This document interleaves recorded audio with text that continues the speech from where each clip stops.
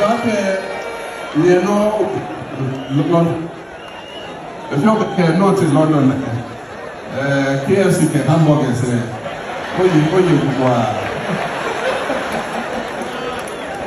Today, I don't know.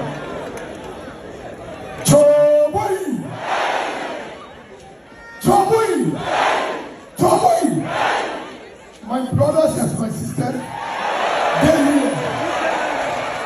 who is the president 2024? Who is the president 2024? And what that song cannot feel cold. A man cannot be careful unless he wear white shirts and a drive new car. Okay. Yeah, 1 minute. What can come? If they will come, and your father, we talk about you over back and no more over Ghana. NPPD, I'm over Ghana properties. But we talk about you over back. Power, no get my power, and the machine, Malo, tell me I'm okay now.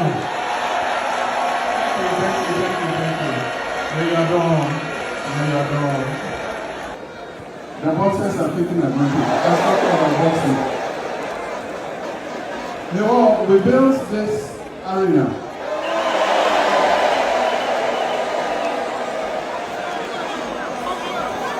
We built this arena.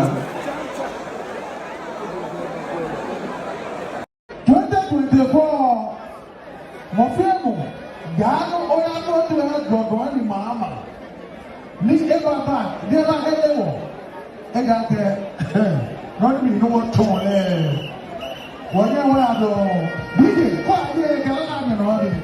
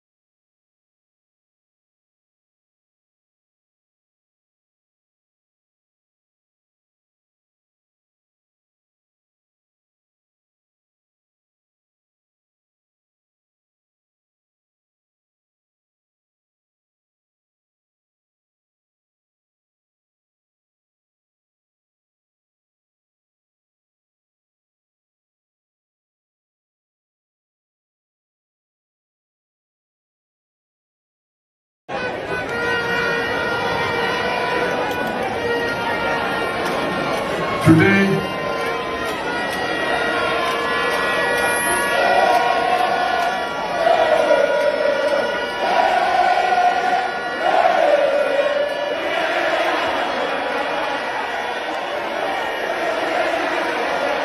thank you.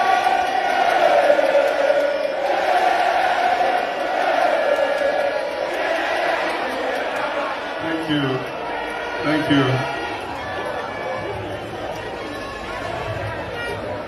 Let me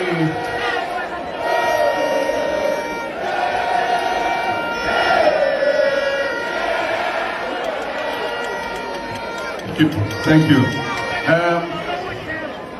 Today is International Youth Day, and we've had two momentous events to crown the day. This morning, we launched the Youth Manifesto, and this evening we are in the famous Bukom Arena, which is one of the achievements of the NDC administration.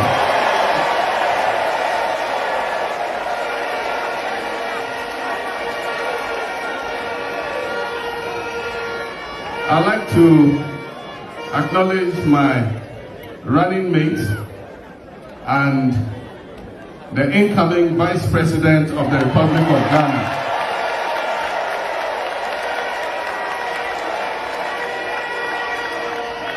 Professor Jane Nana Opoku-Agyemang.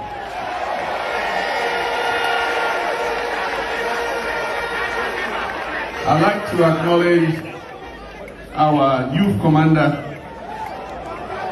that is the National Youth Organizer of the National Democratic Congress, George Opari Ado, aka Pablo.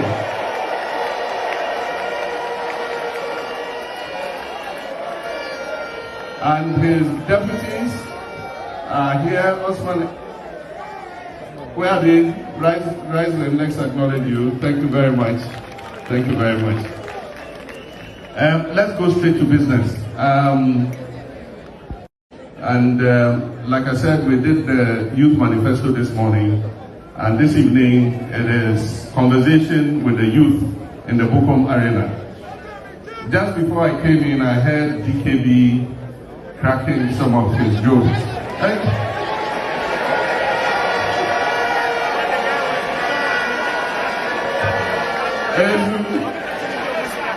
There are two of his jokes I like. The first one, he's standing on the staircase and he's a motivational speaker. He's telling the youth, if you want to succeed in life, you must be very focused. Don't be distracted by anything. Always focus on your objective. Then somebody comes passing. Person who said that you should be focused and not be distracted. They said, cut, cut, cut, cut. He put the microphone down and started following the woman. That's the first one. You want me to tell you the second one?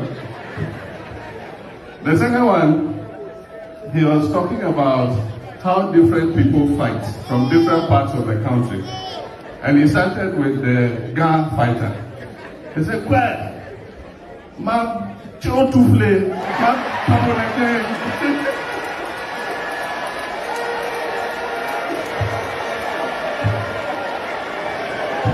Kembena, kaya ike matkawo.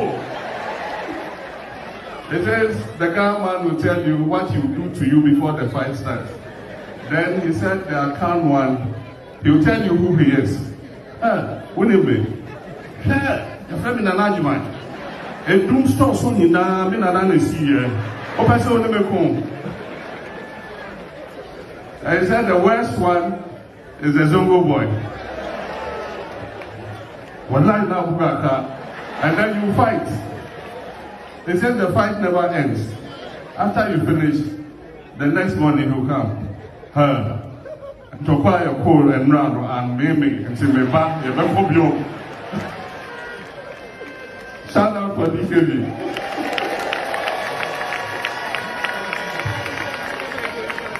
Thank you very much. Thank you very much.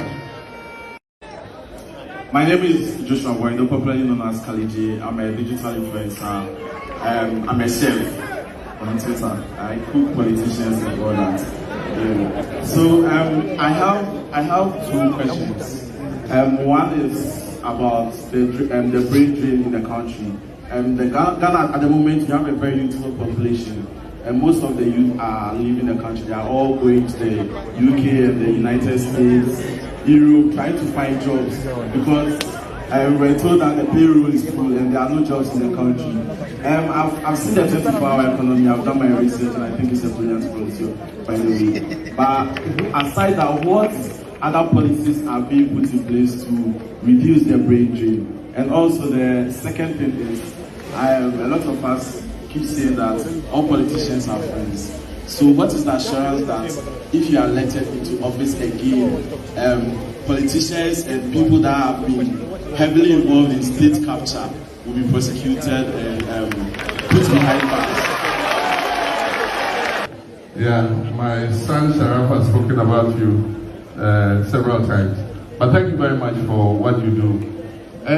Like, you see, migration itself is not a bad thing, but it must be organized migration. And so if you look at countries like Philippines, they have organized migration.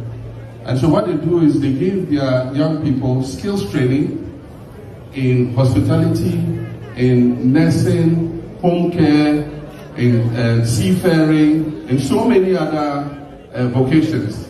And they organize and export them to other countries. You know how much Philippines makes every year from organized migration?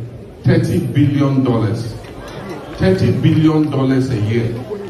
And so migration of professionals is not entirely a bad thing, but it must happen in an organized manner. And that's why at one point I said that people will leave anyway, but we must create the situation in which when they leave, it is organized departure. And so, for instance, if we have nurses and there's an excess of them and we cannot immediately find them employment, there are countries that are prepared to accept them on short-term work abroad contracts. And so